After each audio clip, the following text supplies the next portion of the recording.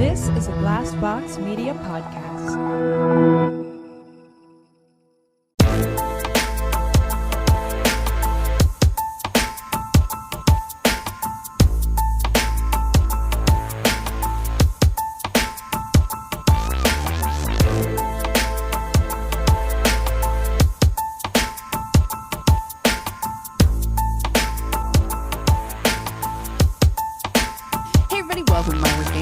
I'm Keegan. I'm Christina. Okay, so I'm kind of trying to be a little off grid, kind of stay offline, a little less online these days. A little less soch. Yes. But I have been seeing nonstop when I am online. All anybody is talking about is this Ariana Grande, Ethan Slater situation. So I didn't know about it until you guys texted me, and I still don't know that much about it. So the first I heard about it was actually Tom Kenny, who is the voice of SpongeBob, made kind of a joking tweet, hey everyone, we are fine. My husband is not leaving me for Ariana Grande. Because that guy's 60, yeah, right? He's older. Yeah, he's older. He's arguably better looking than what I'll say. So. Because Ariana is dating SpongeBob, and that's kind of the thing that people kept saying, oh, she's dating SpongeBob, but she's dating the Broadway actor who played SpongeBob. Yes, on stage. Which is also who knew that there was a Broadway show? I did. I did not. Not a clue. Yeah. I did know that, but I'm very into theater. Right. But yeah, and they met on Wicked. So he's a theater guy. Yeah. And I think he's trying to because I've done a lot of reading about this, and I think he's trying to make the transition into films and stuff, and that has quote unquote played into the distance between him and his wife because he's trying to move to Los Angeles to get his career going in LA. But this situation is his wife in theater. I don't know. I googled her. And I couldn't really, so I'm not entirely certain. Can you imagine being this woman? No. And that is your husband. Yeah.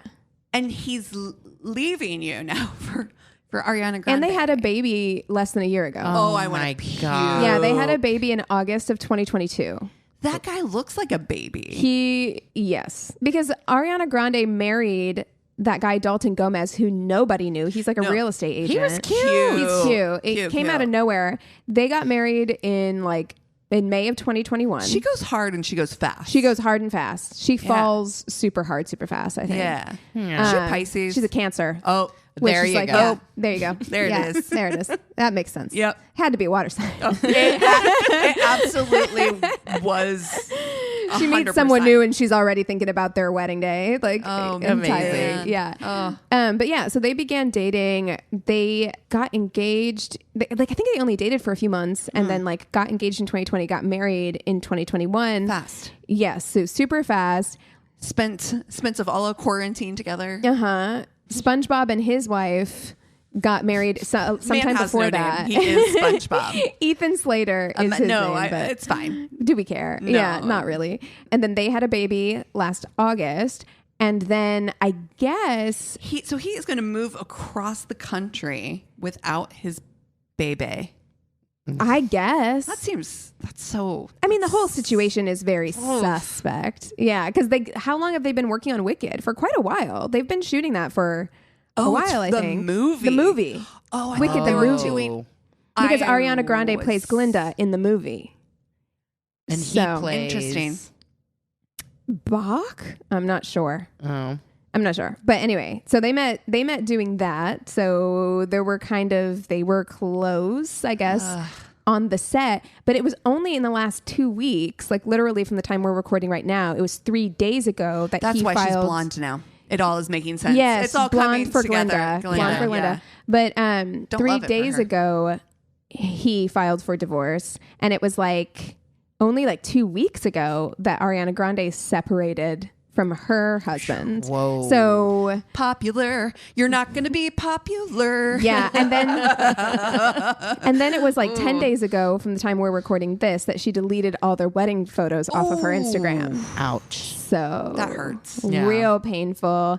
And then just recently, just this week, his wife released a statement about this situation. She says she's completely blindsided. Of course she Yeah. is. Imagine you just had a baby with this guy and that's what he looks like. You're like, I'm safe. Cassie, you are ruthless. You are Too ruthless. That's amazing. Too far. We can cut that out. Sorry.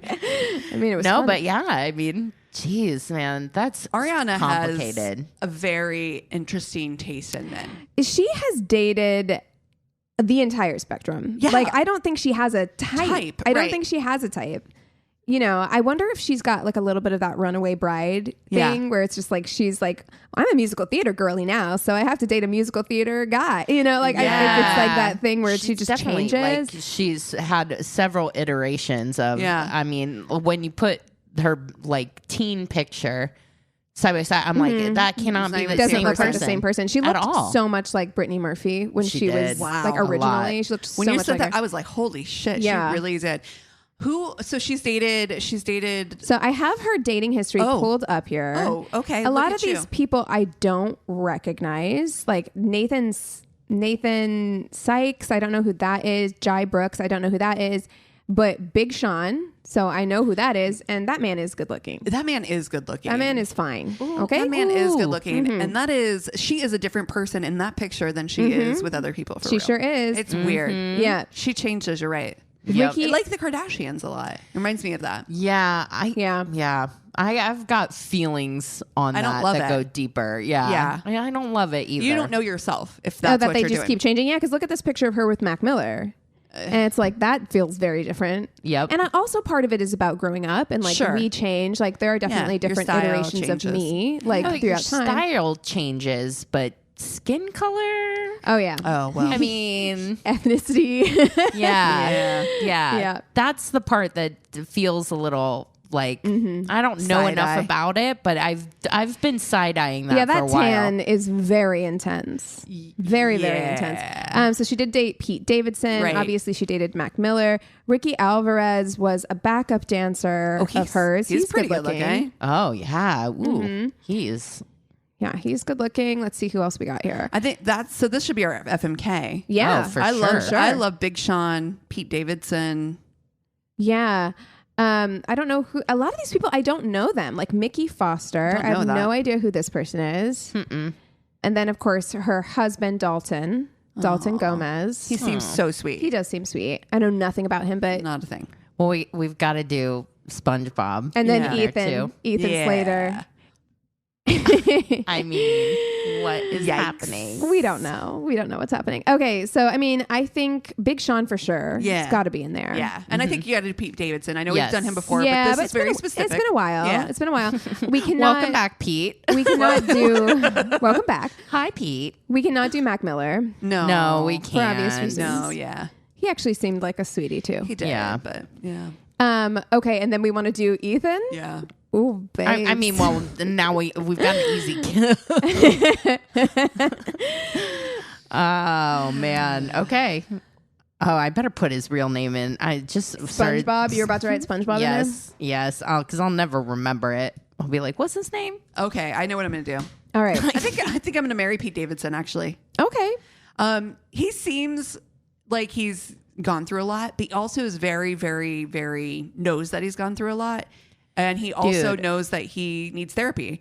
And I love that he embraces that about himself. I Hanging do too. around you guys would be like a nonstop. Oh my like, god. one I'm line. tired. I'm tired Yes. thinking about it. I'm not gonna lie to you. Like, yeah. Sorry. Just us Sorry, and not dad sorry. jokes. I'm going to fuck Big Sean. Because Nice. have you seen that guy? Hot. I don't know anything about him, but hot. And I'm going to be not friends with Ethan. I'm gonna be not friends. I'm going to be friends with Ethan Slater's wife. Lily. Yeah. Okay. Had forgotten that Pete Davidson is a Scorpio, so you know he's gonna be Ooh. good in bed. Ooh, yeah. yeah. And he's God, could you imagine a Scorpio and a Cancer? Those two. Oh no, no! I can't believe they dated at all. That sounds like a nightmare. Honestly, you can't have that. No, Like as much as I get along with Scorpios super well, but I'm like I don't think I could date one. They're so fickle. It's just like a Scorpio and a Pisces. We can't be together. That's know. what a disaster. Honestly, a Scorpio and Aries, I could see why you guys were already nervous. Wow. Danger. That is dangerous. You see, We are going to end up divorced within the year. For well, sure. that's the thing is, no way. I don't think There's no longevity in this. Pete Davidson cycles through Even though my relationships. oldest friend is literally a Scorpio. Yeah. So. He cycles through relationships quickly, and I'm not even saying that as that's like necessarily a terrible thing. Like he seems pretty self-aware. I don't know that he would get married because I think he's like pretty aware.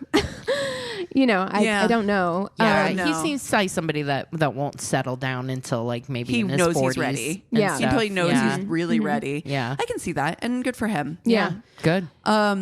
Wait, so did you look up the other signs? Oh, I sure did. Of course you did. Big Sean is an Aries. Yeah, baby. Oh, yeah. And Ethan Slater is a Gemini.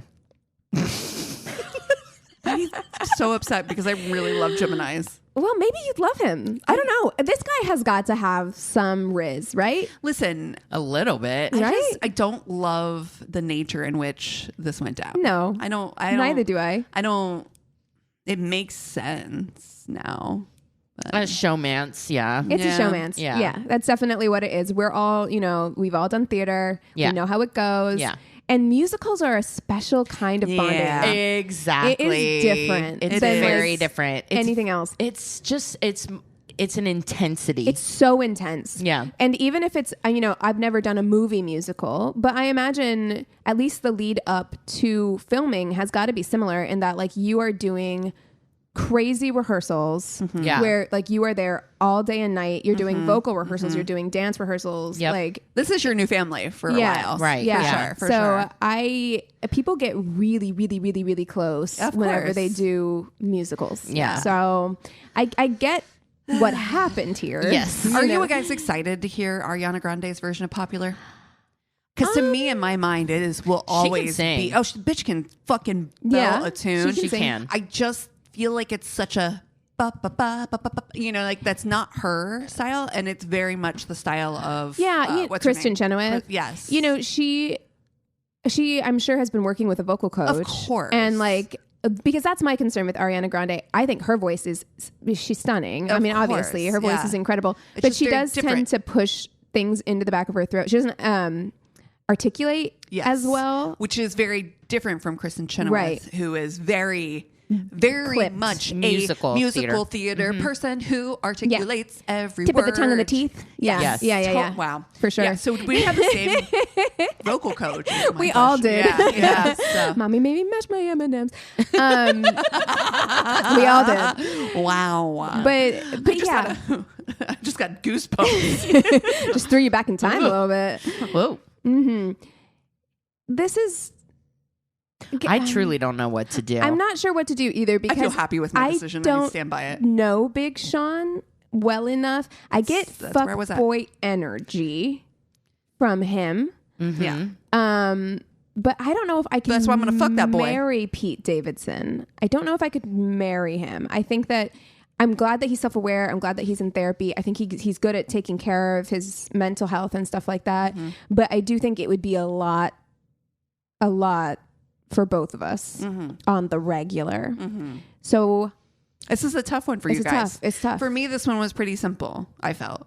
I'm going to take my chances. I'm going to marry Big Sean. Okay. I'm going to marry him. Okay. I feel I like, pray that we don't hear anything bad. I hope we don't get like a yeah. Oh, I know. Oh, he's Yeah, been yeah. canceled. You guys didn't know that? Oh, Oh, God. no. I'm waiting for that to happen. I know. I'm I so really am. nervous. I'm always Yeah. nervous. Yeah. Here's the thing, because I mean, we have so many episodes now, and like It's bound to it's happen. bound to Yeah, it's happen at absolutely some bound to point. We don't know what the fuck we're talking about. I feel like that's been made stress that clear. enough. Thank you so much for just reiterating that. I feel Yeah. like it's been a while since we've said it. Like, I'm a fucking idiot. Listen, I will say me that with my too. full chest I'm out. here for so- fun. I don't know. yeah, if, I'm here like- for a fucking good time. We don't know these people. No, yeah. and I hope you're also here for a good time. That is what we Exactly. are here for, Yeah. But everyone. we also do like learning. So like Yes. if If he's a piece of shit, if he's a piece certainly. of shit, please do call him out. I will Let us know. Call us out. 'cause annul then this now I know. fake marriage so fast. Yeah. if that's Oh. the case. Exactly. But Yeah, yeah, I'm not going through with it. I changed my do mind. feel like a Pisces Aries I feel like I might be able to make it work. It's tricky. It's tricky, but you know what? Because I like you. I know, but Aries tend to speak first, think later. So sometimes we get my fifis hurt. Yeah, we accidentally hurt Pisces' feelings a lot, and Yeah. that's. I'm a sensitive little baby. But we don't mean to. If you can understand that about us, is that we never have the intention to truly hurt someone unless you fucked us royally, and then we intend to actually hurt you. That man is truly beautiful, though. He is. Yeah. He's very pretty. Very hot. I love. I mean, you guys, the babies, Cute.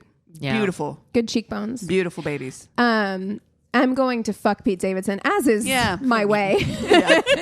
I feel like every time he's come up on this podcast, I've always fucked Pete Davidson. Yeah. I stand by it. Yeah. I'm He gonna climb that like a tree because that motherfucker's tall as hell. Oh, yeah. Yes. Yeah. So that sounds good. He's tattooed. I think it'd be Yeah. a good time. Also, just like I feel like, I mean, I would need him to like sanitize his situation, but also I would feel honored. Yeah. Because That you of made the, it to of the the list. women who have come before me. Oh, Literally. Yeah, exactly. Who have come before me. Amazing. Yeah, I would feel like very like, oh wow. Like, Yeah. you know, I'm in the presence You're in of the dick of greatness. yeah, I'm in a Dick of greatness. I'm in a hall of fame. I'm in a hall of fame with like fucking Kate Beckinsale. Yeah. Oh, I and, know. like, She is gorgeous. Because I mean, he's got good taste. We know that. Yeah, he sure does. So there you go. And he's got something going on for He must. real. Like He must. I love that for me. And then I'm gonna be not friends with Ethan. I don't know him well Yeah. enough. And this We're gonna be friends with situation his wife. is sus. Yeah, I kind of want to love it. I want to take his wife out for like a glass of wine. Yeah. That's what I want. Yeah. Call us, Lily. Lily, we're got you. open. We're here for you. Listen, I've been thinking this whole time trying to find something that would work for me. This is tough. Hey, listen, none of this is great. It's not. And I know you don't not. like an Aries anymore. No. but No. I do think the Scorpio is best for you, if I'm honest. Yeah, Of, I Yeah. of the actually- listed categories. you know what? You're the one who can handle a And Scorpio. of the three of us, I actually think, you could make a relationship with Pete Davidson work better than Any of us. than Cassie or I. I think that's who I have to marry. I think it's wise. Yeah. Yeah. I think it's actually a good decision for you. Don't I would The way Pete Davidson needs a Capricorn woman Yes, in his life. my gotta God. I'm have sorry, somebody I don't mean to interrupt you, but take the control. way that he needs a Capricorn woman. Yeah. Yeah. Oof. I love this. I'm too old and tired to train a guy again, but for Pete Davidson, you know. For you, I will. Exactly. But yes, I think I'm going to marry Pete Davidson. Yeah, it's a wise decision. Don't do it.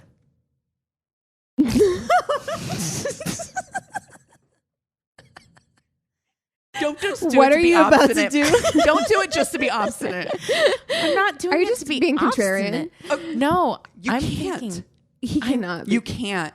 he's got to have Spooky something. baby. No, I swear to God, Christina. He's dating Ariana Grande. His What teeth is look he like doing? they hurt. They look like they're made out of wood. Keegan That's for sure. said he looked like a ventriloquist doll, and it's all I see. We have to cut all this out. We can't keep this in. It was awful. No, we can. It's fine. I'm gonna fuck We're awful. Ethan Slater. I said it. I have a no Please Aries report rule. back. I have a no gotta know. Aries rule, and I that's gotta know. stuck. All you And have you to know do is fuck him. Girl, you won't have to marry him. I had terrible sex. You'd with rather an fuck Aries a Gemini. Yeah. Wow. One that pulled Ariana Grande. Yes. Actually, I feel like Geminis are good at sex. No, I don't know. I I've never feel like- had one. I get an energy. You know, I love Geminis. You'll never get me to say a bad word about Geminis. One of my favorite signs. curiosity is piqued to such a degree that I'm going to let you do this. Okay. Because I want to Okay. know. I Keegan want to says know. I could. I'm giving my permission because Bitch, you are a full grown ass woman. You can do whatever you want. You think I won't make fun of your dumb ass for the rest of your fucking life, though? You're out of your goddamn mind. I just want to know what it's like. I gotta I know. Also, don't. you know, I haven't seen But I any do. clips of him. He's got to be pretty Performing. talented. Yeah, I he's do got to like be a pretty performer. talented. I have seen Big Sean perform, and it was very lackluster. Oh, So that's disappointing. I will say, maybe talent is hot. Talent Yeah. is very hot. So maybe I just don't get it because I haven't seen the man Right. do his thing Yeah. yet. I don't know. I will report back. I Thank will you let very you much. know. And then I'm going to be friends with Big Sean. Yeah. Yeah. Clearly, Aries friendships work for you. Exactly. Just not anything else. Yeah. So. Okay. Well, I guess we're not wife swapping, huh? That's weird.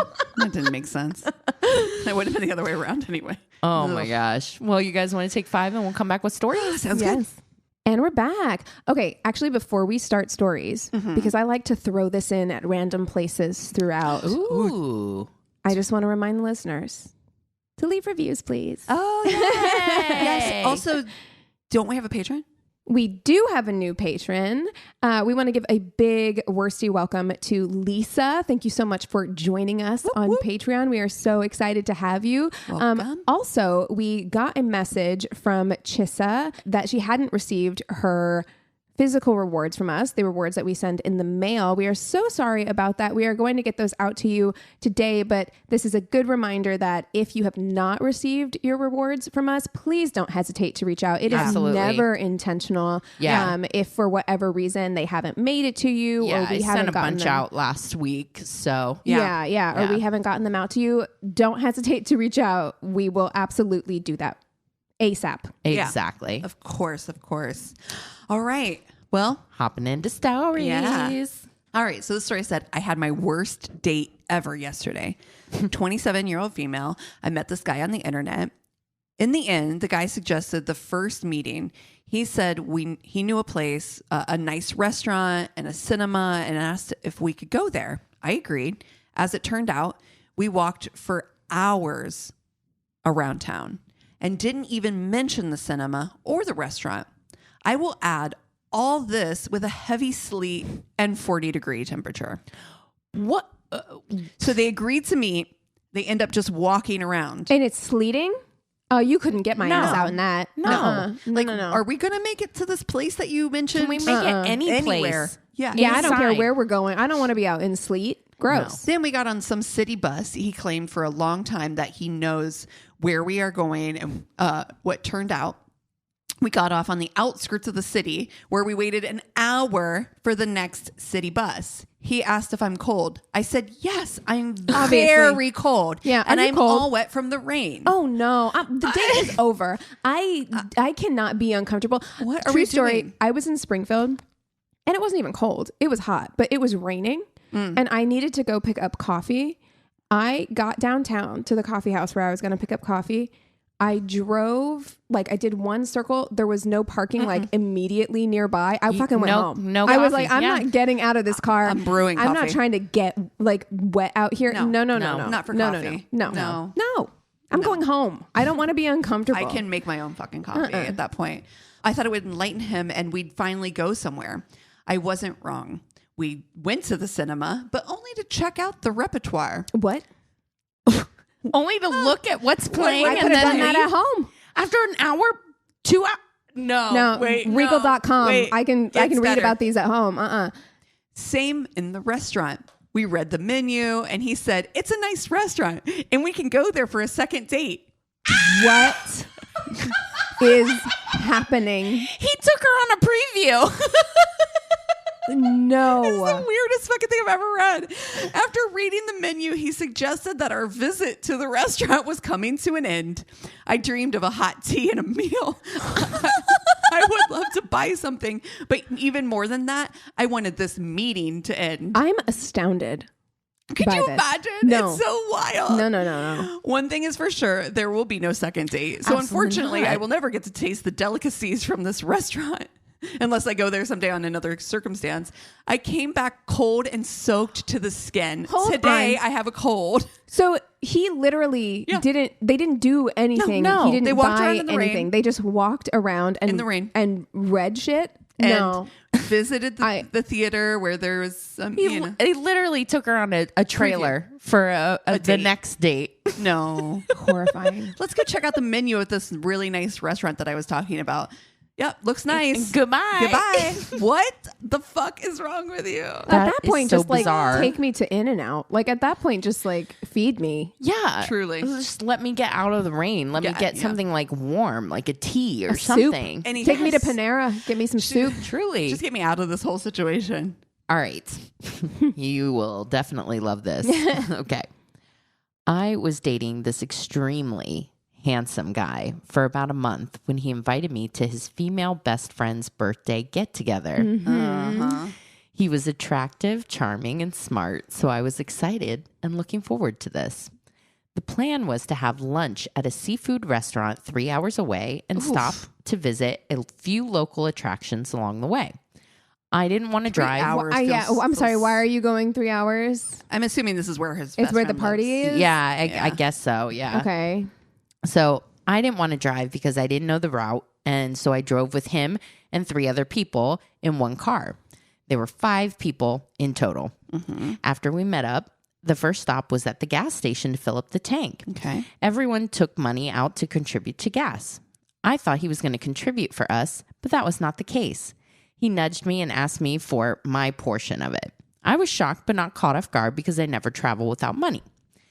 Anyway, we get to place number 2, walked up to the counter to pay. He paid for himself, which was another shocker. I kept my cool because, again, I had money to cover myself. We finally arrived at the seafood restaurant, and we were all ordering. He made it clear in front of everyone that he was only paying for his order. Damn, dude. Why did you invite me?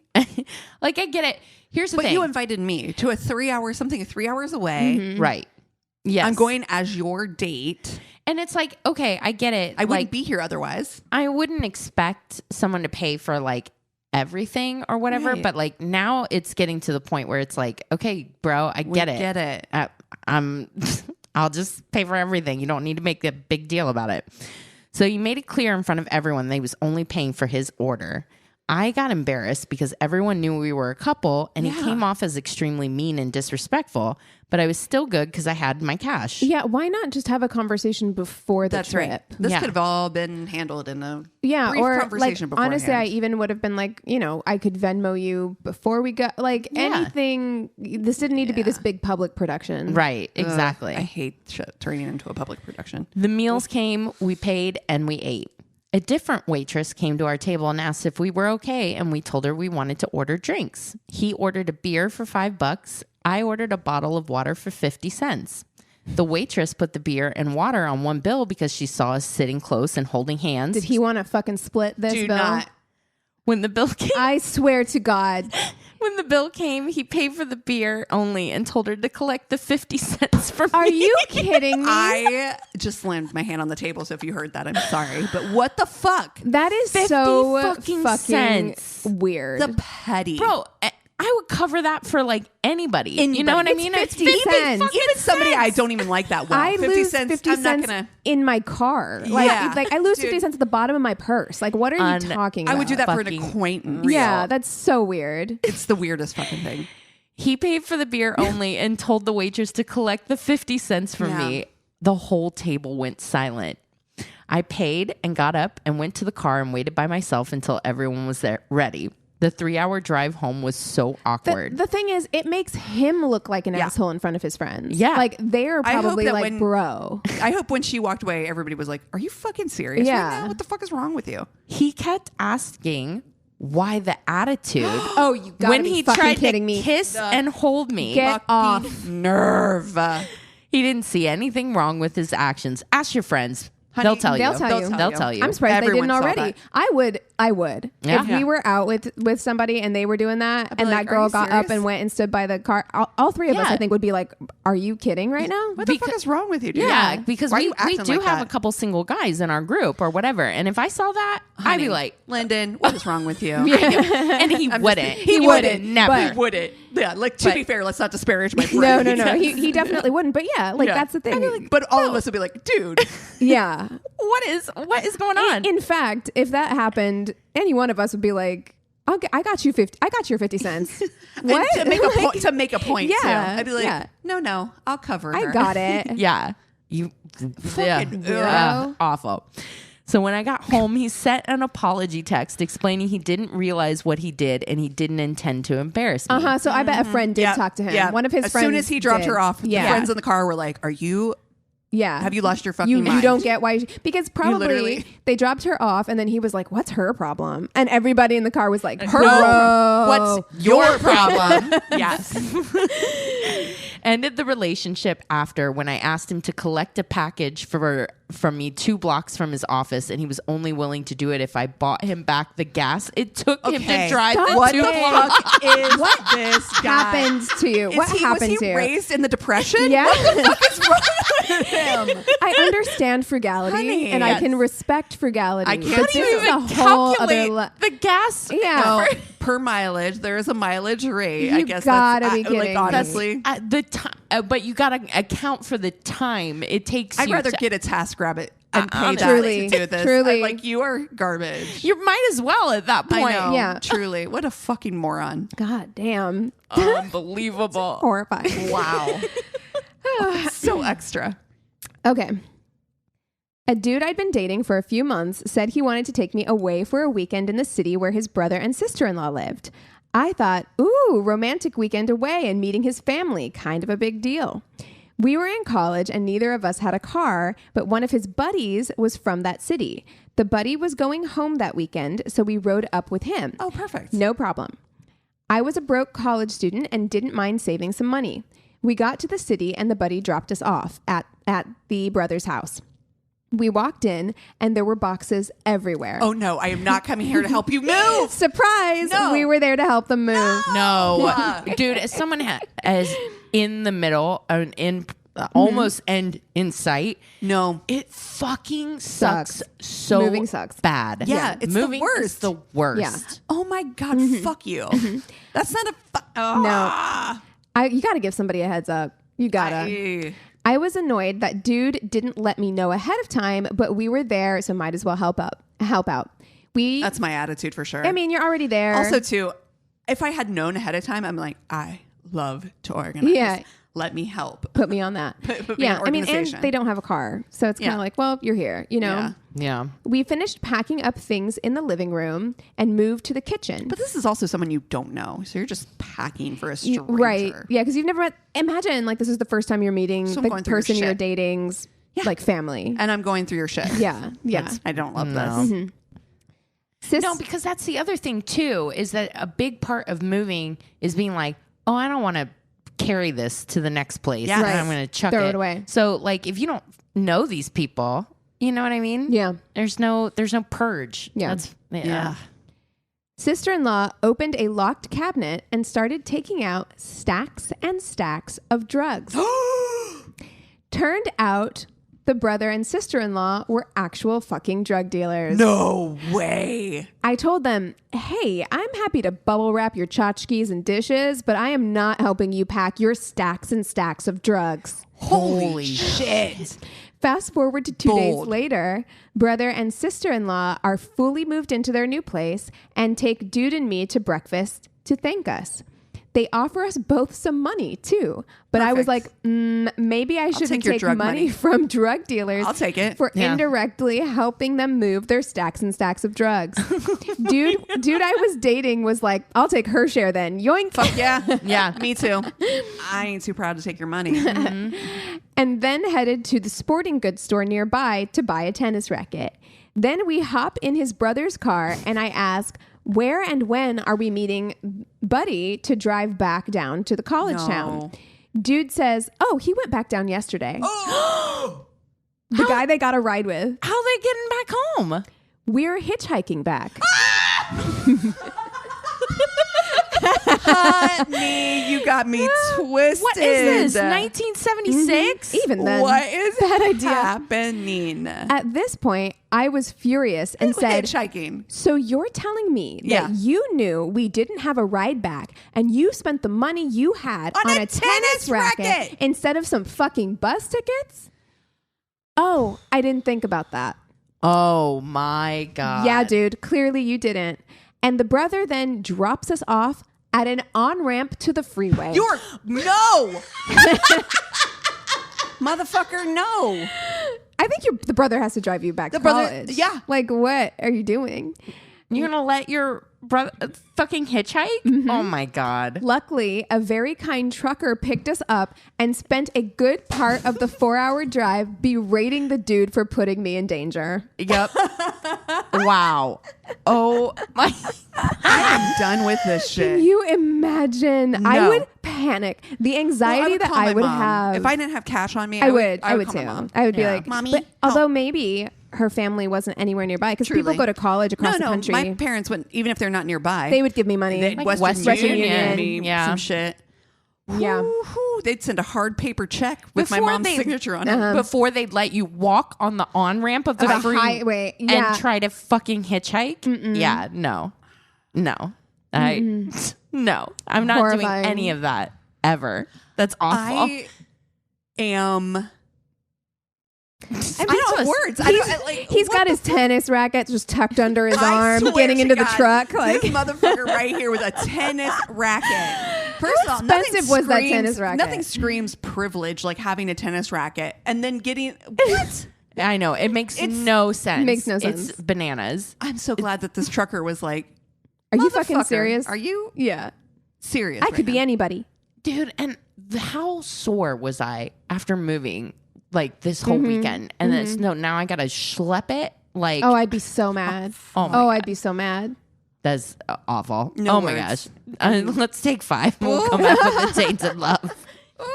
And we're back, and I have the Tainted Love story. And I know I already texted you guys because I have a good one. It's scandal on scandal. Yeah, we got an all caps scandalous from you. Yeah. So I got most of my information for this. Actually, I got full information from all 3 of these sources that I'm going to mention.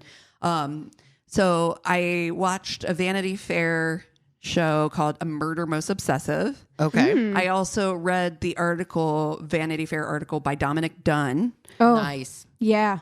Classic, which because of the Murder Most Obsessive, I have a little history with him as well involved in the story. So that'll be interesting.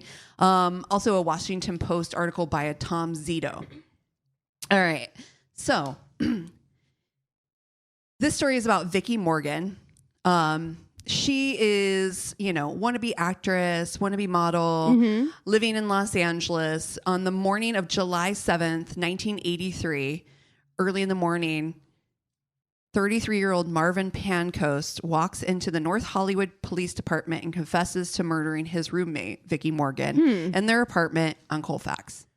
Wow, this is all feeling very, very local. Very local for us. Very local. Wow. He says that he beat her with a baseball bat. Jesus. The PD are like, what the fuck?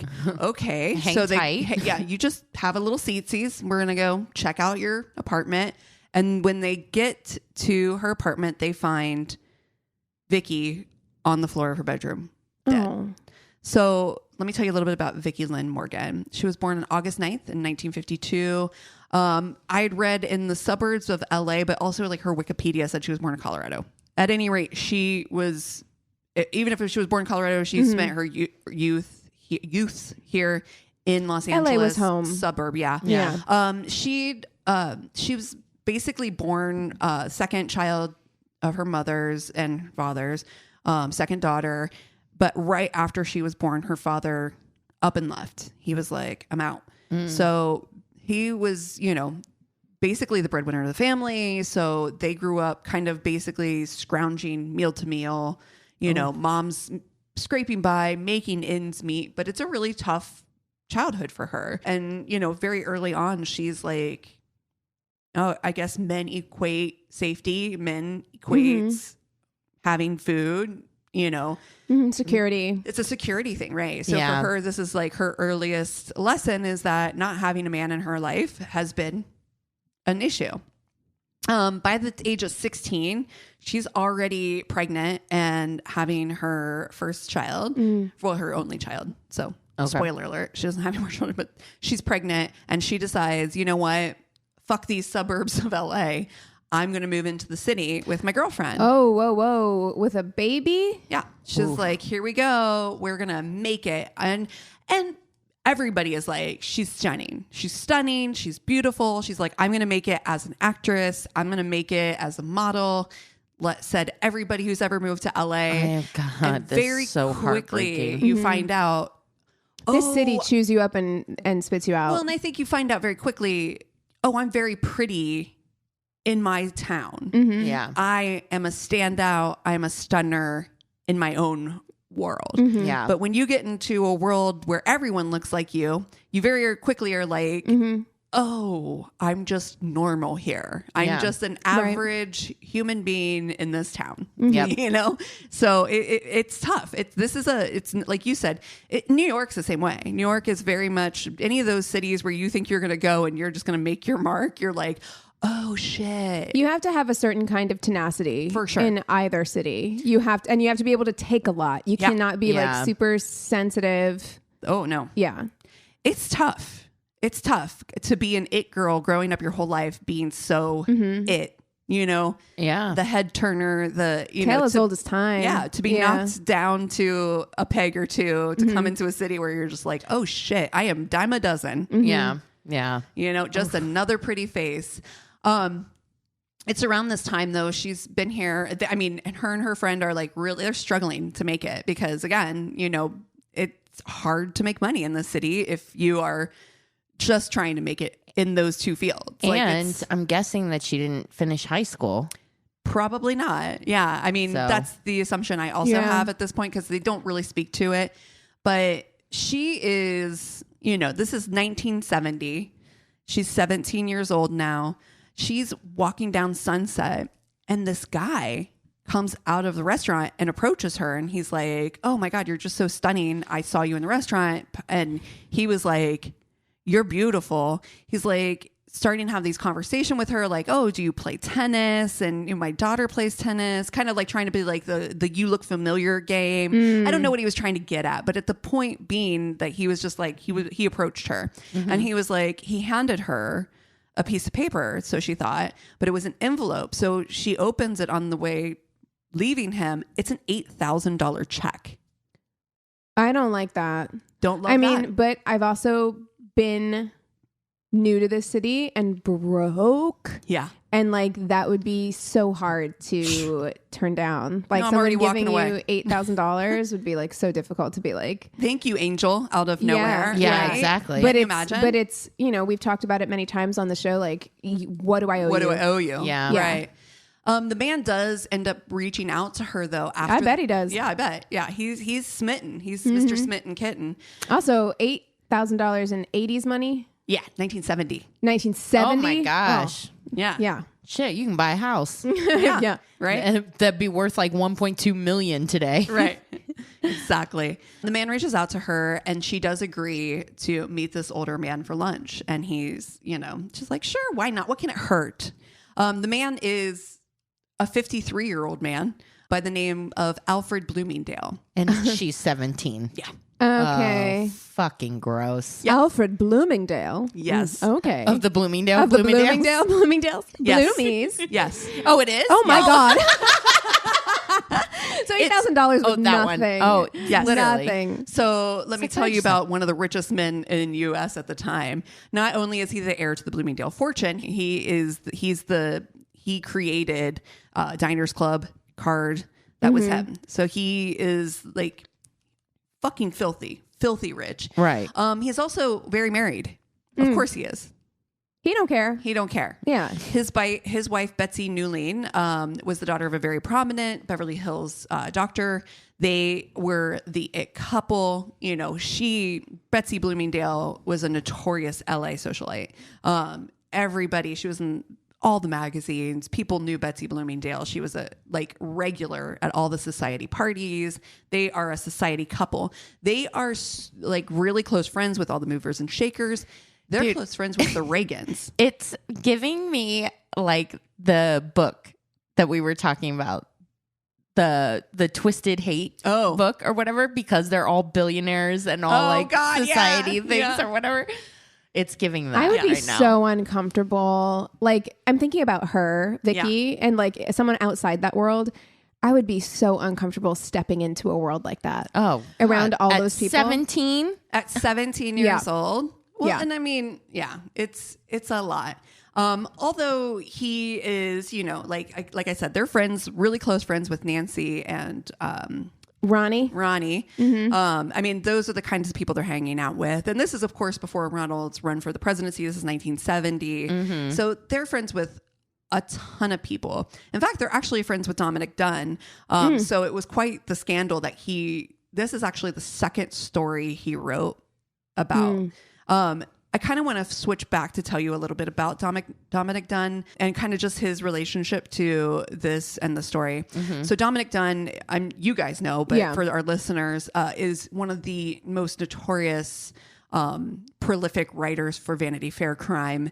He was just well regarded. And he started his career with Vanity Fair. It was actually a complete switch of his career. He was not a writer before his daughter died.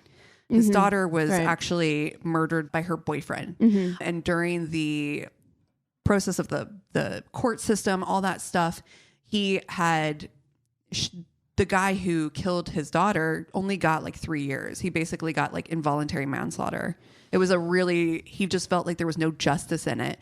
And so for him, that was his first story, was to write this Vanity Fair article about his daughter. And I think just like his daughter, this next story that he writes about is Vicki Morgan. So this is only the second story he's ever written for Vanity Fair, but this is like, his MO as a writer was always about telling the story of women who were taken advantage of in this city by people who had control and power. Yeah. And he wanted to expose that. And so I think that's what attracted him to this story right away, is because that's exactly what this is about. A woman who was young and taken advantage of in a situation which she had no control. So to tell you a little bit more about Alfred Bloomingdale, he had this, very public life, but he also had a very secretive life. Not only did they have a beautiful home in the Holmby Hills, which is kind of like, we know where it is, but it's for listeners, it's kind of between Bel Air and Brentwood, kind of that like Beverly Hills adjacent community. Yeah. Very richy rich. Very richy rich. Yeah. I pass it every day on my way to work. Fantasize about those big, beautiful houses.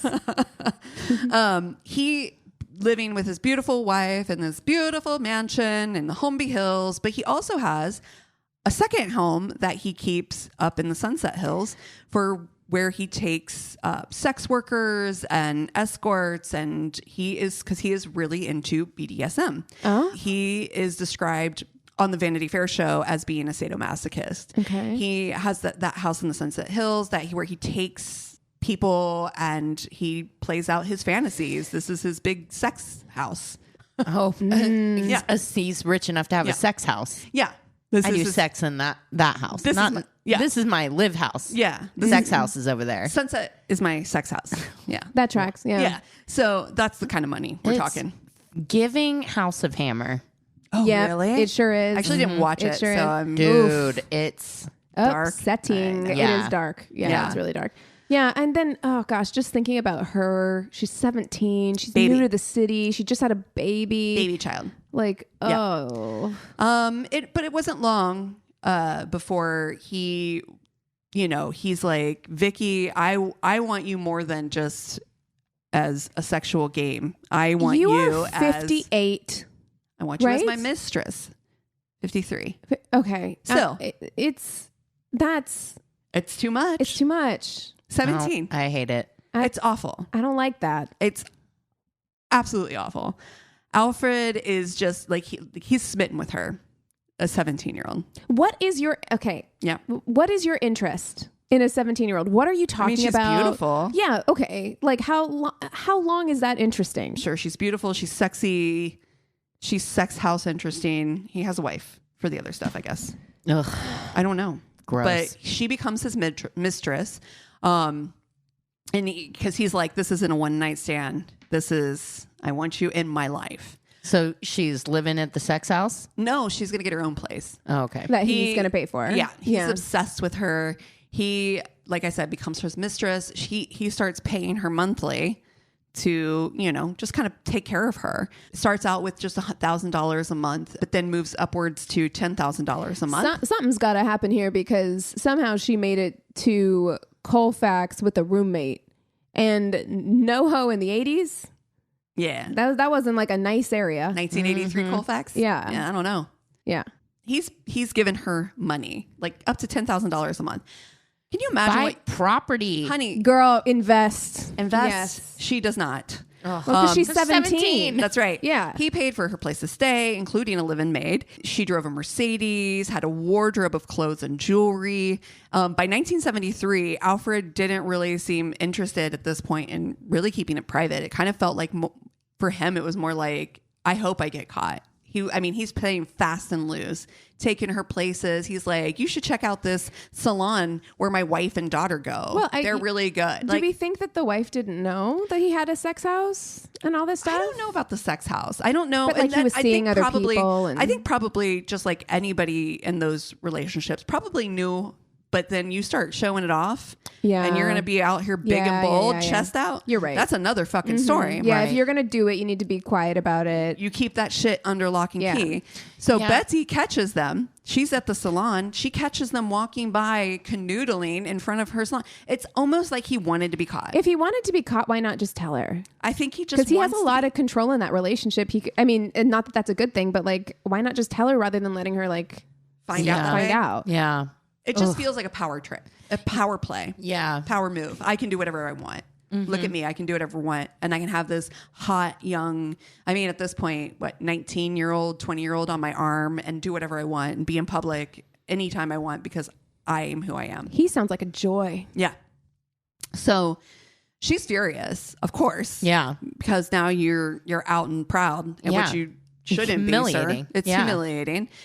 She's furious. She tells Alfred, dump the mistress, and it's time to rein in that cash flow. She's like, I'm taking care of the books now. We're done. So I'm taking care of these books. So she's forced Alfred to cut off any checks, no more money, Dunzo, Washington. She done. And so Vicki is like, she's like lost. She's like, she has no money because she didn't save. She didn't take care of herself. She has no way. She doesn't know what to do. It's right. Because she was on her own for how long before she became the mistress of somebody who was taking care of everything financially? Kid? She's 17.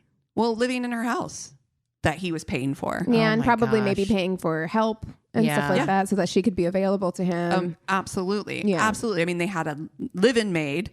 So I'm certain they probably... A nanny of some kind. I will say that the Vanity Fair show did not mention her son at all. In fact, I didn't find out that she had a son until I did some more research, in which I found out something later. It's also possible that maybe the son was back with her parents or something. Could have been. Yeah. Mom. I'll kind of briefly, like when she was killed, he wasn't with her. He had been with his grandmother. So I don't know if he was just like spending the night or was there for the weekend or whatever. So, okay. So there's, I don't know. At any rate, Vicki's lost. She doesn't know what to do. She's not making money. She never managed her money, and she's never been taught how to manage her money. She's literally was a baby child. $10,000 a month in like 70s, 80s money.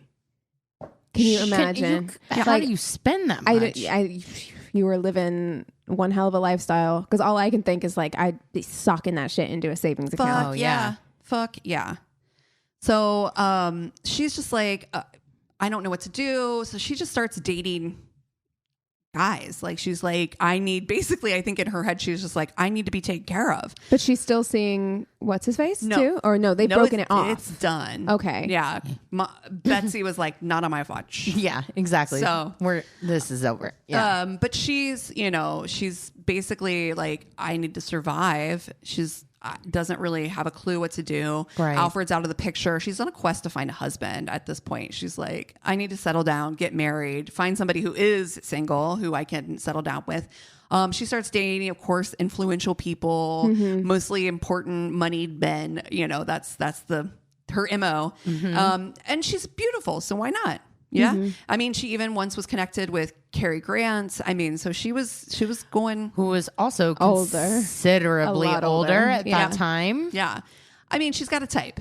Yeah. Daddy. Yeah. Yeah. Well, of course. And that to her is, safety, security, money, security, all the things love that she's never had. Yeah. Yeah. Well, it's easy to see how that she fell into that. Yeah. You don't have to be a psychiatrist to see that writing on the wall.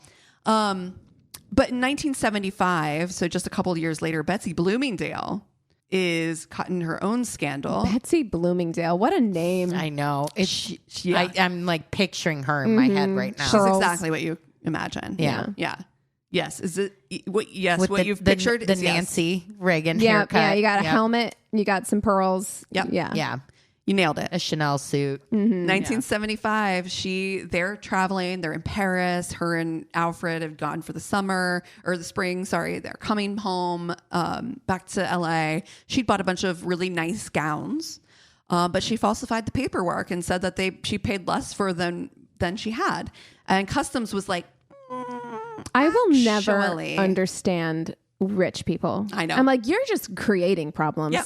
Because Yeah. I'm just like, this didn't need to be an issue. No, What's you could've wrong just with paid you? your taxes Yeah. and been done with it. What the fuck? Yeah.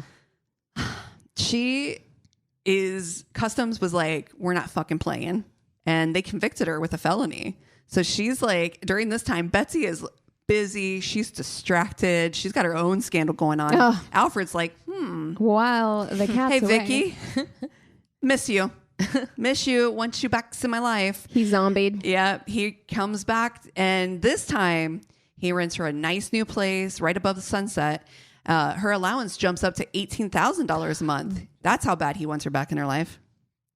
Bitch better save this time. Please learn your Oh, lesson. She doesn't. girl. She doesn't because she ends up with a roommate in NoHo. So Yeah. we know she doesn't. Yeah. But girl, I cannot imagine just being given Dude, that much money. 18 even a month 18,000 a month today. now would be Yeah. fucking awesome. 10K.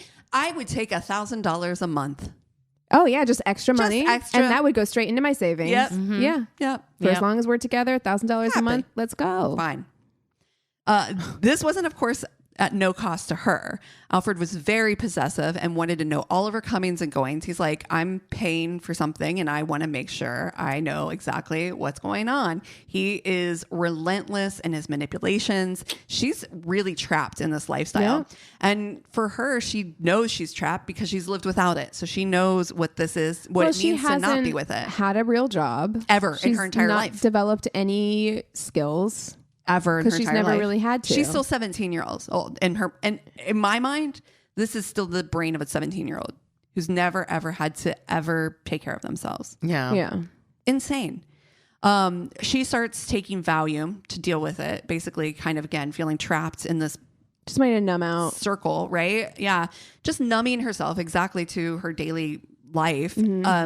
She starts to also drink heavily. Her friends are just like, you really need to cut back on the booze and the drugs. Sloppy. It's starting to Yeah. get sloppy, right?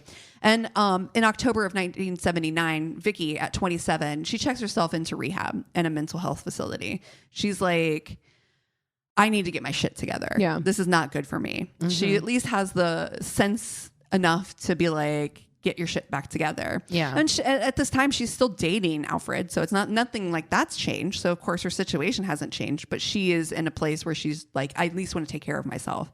It's in this facility that she meets Marvin Pancoast. Marvin, fascinated by Vicki. He is absolutely just smitten kitten. He's like her proximity to Hollywood and celebrity. And though Marvin isn't interested in her romantically because he's gay, they connected while they were in treatment. The best place to connect with somebody Oh. is Yeah. when you're both at your weakest, most vulnerable. I mean, they tell Yeah. you not to do that. Right. literally tell But people. I can totally see how it would happen. Of course. You're still trying to make human connections in your, who else are you going to have And that with? in if your you- head, you're like, this person understands what I'm That's going. right. Nobody else is going to understand what I'm going through more than Right. somebody else who's going through the same thing. Yeah. And after 3 months in rehab, she is on her way back home. She has completed the program. She is now once again back with Alfred, who is ecstatic to have her back in his life because he is now looking at launching his own political career. He is part of Reagan's kitchen cabinet, which I don't know if you're familiar with. Yes. Yeah. So he had like a bunch of his good old boy buddies, good old boys, by the way, who are like wealthy, you know.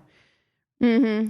They always Wealthy are. Republican Worst. white men. Yeah. Worst Yeah. president. Which is basically, it's an informal group of power elites, right, in Yeah. LA. So who are helping him with some of his decision making. And also these people are helping him to, you know, finance campaigns, et cetera, et cetera. And I think some of them with the intention that after all said and done, maybe they get a little bit of this piece of this power too. Right. Which That's how it works. That's how it works. Yeah. Does actually happen Yep. for most of them. Vicki would accompany Alfred to trips to DC and even stayed in the same hotel as he and his wife. She would literally just be a couple floors below them.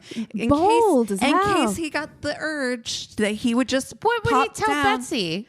I don't know. How is she on a plane, a private jet, going to like all these places? Like, Yeah, at they got some her in point, the cargo hold or what? Like at some point, she's got to be like just blinders on and just like whatever, it is what it is. Yeah. You know, I don't know. But it floors me for sure. He would take her to events and she would be introduced as Alfred's friend. This is Alfred's friend. My friend. This is my friend. A child, practically. A woman who's like, 30 something years younger than me. 40. 40. Yeah. Almost 40 years younger. Yeah. Jesus. Yeah. This is my friend. My little We're just buddy. best friends. Little buddy. We're just friends. This is, again, just insane, right? Although Alfred had really kind of set himself up for this glamorous appointment in his mind, going through all this stuff with, Reagan. He's like, I'm probably going to get this nice ambassador position, but shit hits the fan. He finds out that he has throat cancer. He ends up at UCLA for an emergency surgery, and they end up giving him a terminal diagnosis. Oof. So it went from,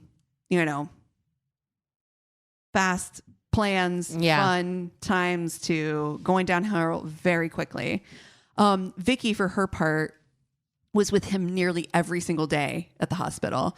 Alfred, while in the hospital, pledges to support her with a $10,000 monthly stipend, to which Betsy Bloomingdale is like, actually, Yeah, I don't fucking think so. Yeah. Yeah. She's like, no, that's not going to happen. That's no, thank you. Vicki retaliates by filing an $11 million palimony suit. Wow. He's not even in the grave yet, by the way. This is all happening before he's even. Oh my God. Wow. It's icky. Yeah, that's just in bad taste. It's just poor taste. It's just not done. Oh, Betsy, darling, I'm so devastated to hear. She might. That's rough. She kind of has a point. Well, Betsy's attorneys say that if she's been getting money for him for this affair, then basically it's, quote, prostitution, which is illegal in the state of California. Yikes. Her lawyers are like, well, Couldn't he have just changed his will to put her in it? Like, I don't why couldn't he just do that and just give her a lump sum and call it a fucking day? Right. all of this feels very much a lie. Probably for Betsy, it's like she's not going to maintain a $10,000 a month. Where it's like she's been willing to look the other way for a lot of this stuff. I bet you if he had just given her a lump sum and like that was it, be and gone. just be gone, that maybe that would have been fine. Right. In her $11 million suit, which she continued to press after Bloomingdale died in August 23rd, Morgan claimed that for 12 years that she had served as his therapist. Oh, babes. To help the founder of the Diners Club and the heir to the Bloomingdale department store chain, quote, overcome his Marquis de Sade complex. I mean, women do be like that. We do be therapists. Yeah. For men. So the way. Oh, the big balls on. Well, she's got to. What other options does Was she she gonna have? work? Like, she doesn't have. She's never worked a day in Imagine her life. what would that interview even be like? Like, you have no job history at all. None. And she's got to be what, in her mid 20s? She's like late 27, 20s. 28. Yeah, late 20s at this point. No job history at all. What would she be qualified to do? Nothing. Morgan also sought a $1 million under contracts that Bloomingdale signed in February of 1982 while he was hospitalized for cancer, in which he promised her half of his interest in Showbiz Pizza franchises. Showbiz Pizza. Showbiz Pizza. Holy crap. Wow.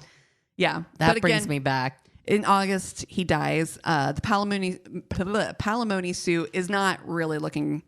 It's not looking like it's going to come up roses for Vicki, in which she's, again, never had a job. So she's like, I need to do something. I need to capitalize on this relationship. What can I do? I'm going to write a tell-all book.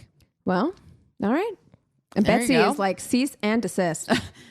Vicki and her co-author are going to dish everything, including possible secrets and scandalous details. And the Reagans are probably also like, everybody's sweating. Shut the fuck up.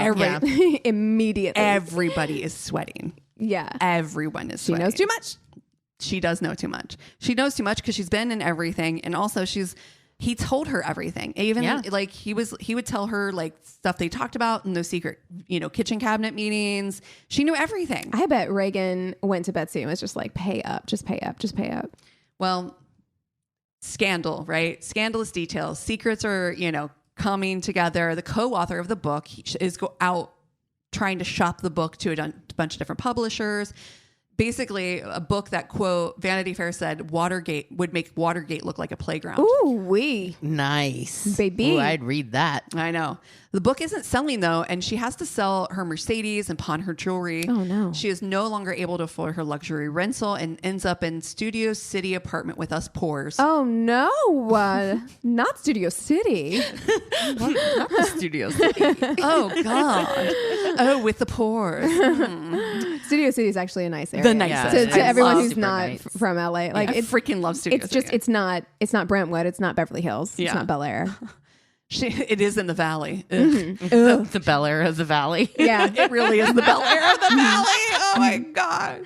She is falling into a deep depression. Marvin is one of the few people who actually is still around. So Marvin that she'd met, Pancoast, that she met through, the rehab center, is the only guy who seems to be like still her friend and keeps coming around.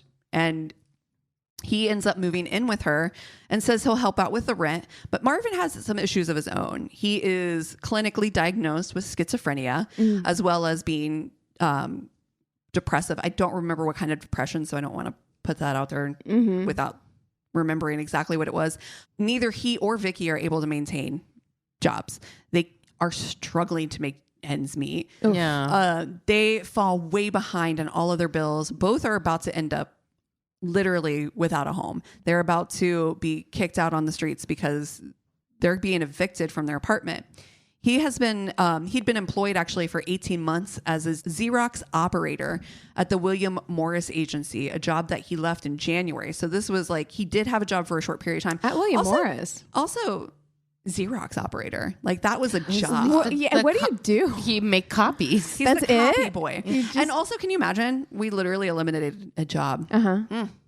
Yeah. What do all the copy boys do now? Xerox operators. Difficult to say. If you used to be a Xerox operator in the 80s, right in. Yeah. What did you transition We into? want to know. Vicki had not gotten a job since filing the lawsuit. It's during this downward spiral that on the day they were to be evicted, Pancoast says, is when he lost it. He said he couldn't take it anymore. That's what he told the police.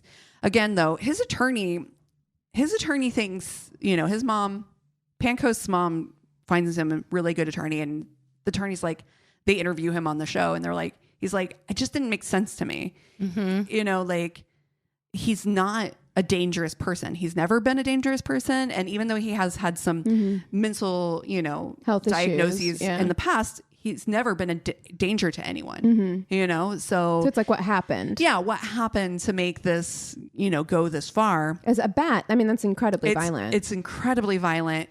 They said that even when he went to the police station, he had no blood on him. He was just, and it feels like as though he was very disoriented, but he just, anyway. You think he just like walked in and found her, and there is some speculation, right? So, but he does sign a confession on paper in North Hollywood PD. He's like claiming, he's like, I did it. He's like, but he is now that his attorney is sitting down with him. He's like, tell me everything that happened. He's like, I don't know. He's like, I woke up, she was dead. I was confused. I assumed I must have killed her.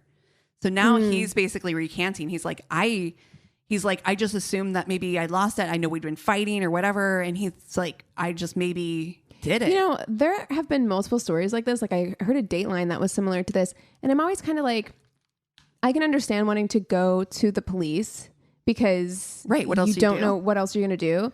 But maybe go to the police and say that. Like say that you don't know what happened. Yeah. yeah, Maybe don't confess immediately. Right. But, who knows where his headspace was at the time. Exactly. I mean, it's very traumatic to like. very they traumatic. were friends. Yeah. So yeah. And it just none of it really made sense to his attorney. Also, plot twist, 4 days after the murder, Robert Steinberg, a well-connected Hollywood attorney, comes forward with 3 Betamax videotapes with Vicki having sex with White House officials. Oh, Whoa. He said that a mysterious, unidentified blonde woman had brought them to his office. Steinberg says that the woman had just told him she had these videos and that it would help Pancoast in his defense. So, the 40 minutes of video is of Vicki, Alfred, and 5 other unnamed Reagan associates in sexual acts, allegedly taken at a Republican convention in Los Angeles where Vicki had gone with Alfred. The media firestorm that followed ignited loads of theories about what was behind Vicki's real murder, right? So the main theory is that she had these tapes and was going to reveal all in her tell-all book. All this stuff was going to come to light, and that she became a target for murder, and Marvin would just ended up being the fall guy. Neighbors that were interviewed said that they, in the early morning hours after Vicki had been killed, men had been seen coming and going outside of the apartment carrying boxes.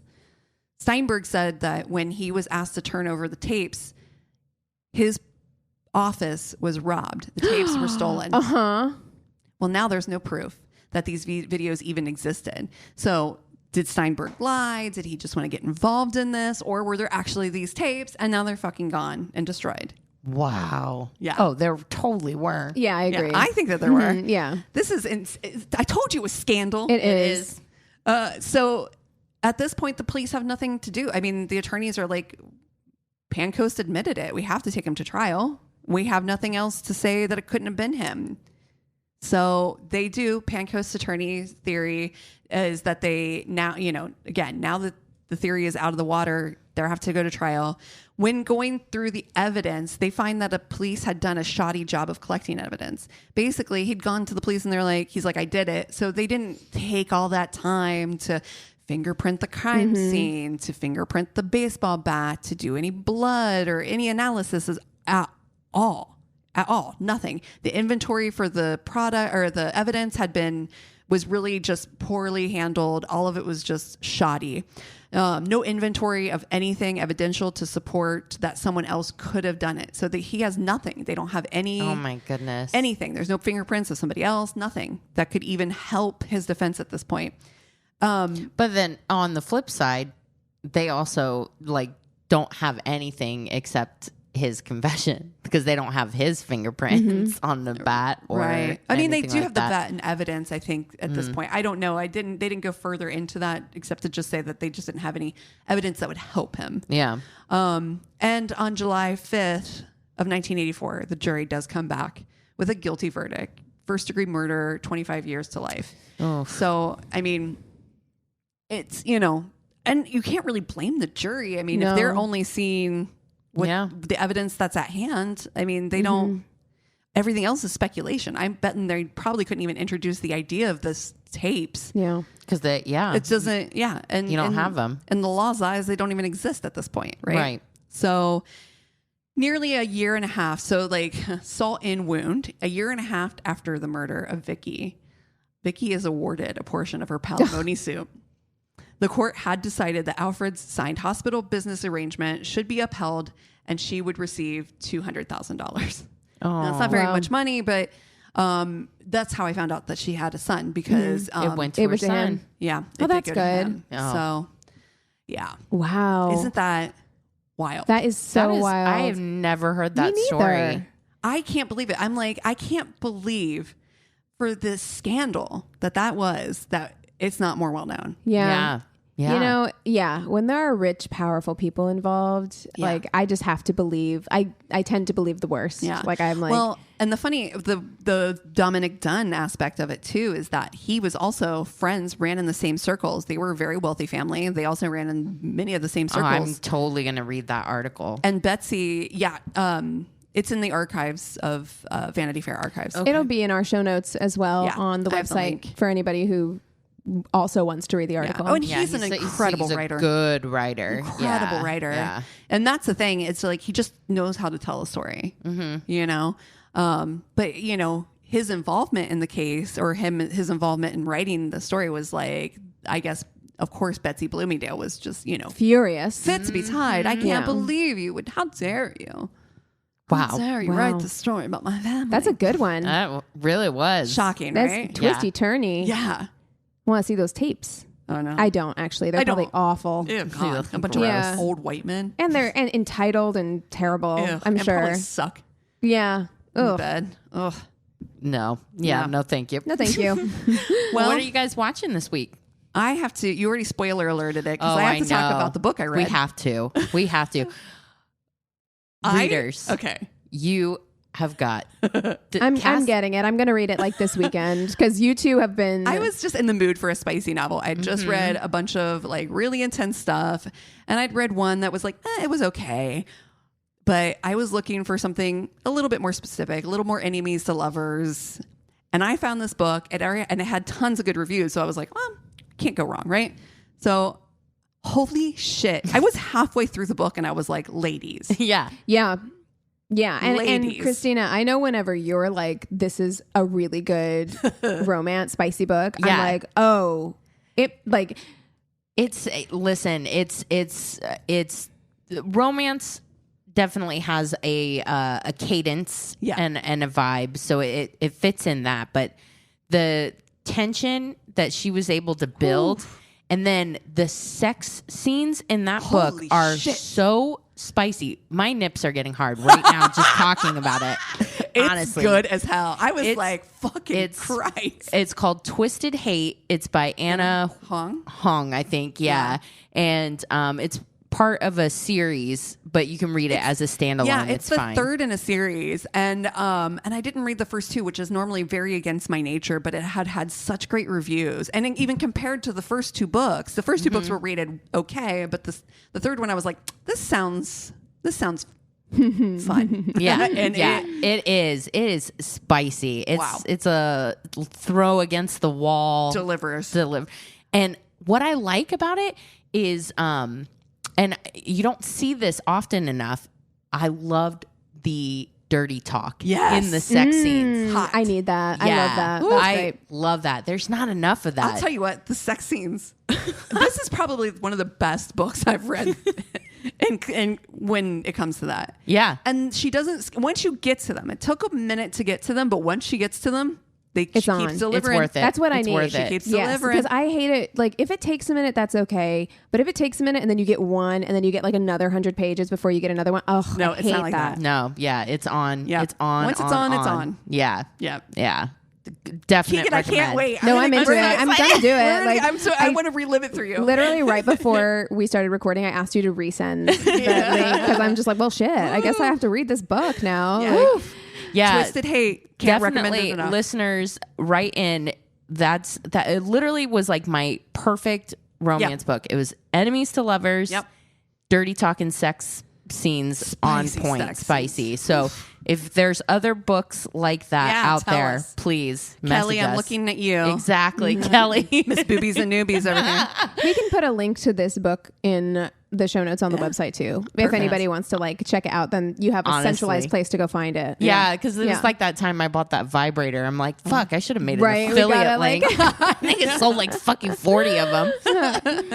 Well, I saw Barbie. Yeah. I saw Barbie so last excited. night. I wanna see it. It's so good. I cried. Aw. I cried like in 2 spots. Aw. And it's just fun. Yeah. It's just like, this is what I wanted Yeah. at the movies. Like, I just wanted to like go do something that is just like fun and enjoyable and lighthearted, and everybody in the theater is laughing with Yeah. you, and like it's a visual spectacle. Yeah. And it's just like a really good time, Yeah. Nice. which I feel like I haven't had at the movie theater in a long time. So highly recommend. It's one of those that like is such a good time that I would honestly see it again in theaters. Oh, fun. You know, which I usually don't repeat too much at the movie theater, but I would see this one again because it's just Have you seen the posters where they're putting quotes of amazing. Oh my God. I was looking at them last night that people took 1-star reviews and made movie posters out of them because they're hilarious. I love a one. You know, I love. They're like the feminist agenda run amok. And I'm like, this is making it look so much more fun. Yeah, they're like so many confusingly attractive people. And I will say, amazing. Ryan Gosling, amazing, is so attractive in this movie. Wow. And it's hard. It's confusing. It is confusing. He's confusingly attractive. Okay. In this movie because you can just tell he is having so much fun. I love that. Like, I love you can that. just tell he's having so much fun. Like there's a whole song and dance number that he has, and it's just I don't know. He's back, baby. And just having a good time. Having a good time. Nice. We did call it. So good. We called it in January, didn't we? Yep. We did. Yes, we put it out there. Renaissance. Yeah. There you go. Well, if you guys have terrible date stories, if you have spicy books to recommend, tell us. If you just want to reach out and say hello, go to our one-stop shop of a website. It's myworstdatepodcast.com. And we love you so much. Cheers. This is a Glass Box Media podcast.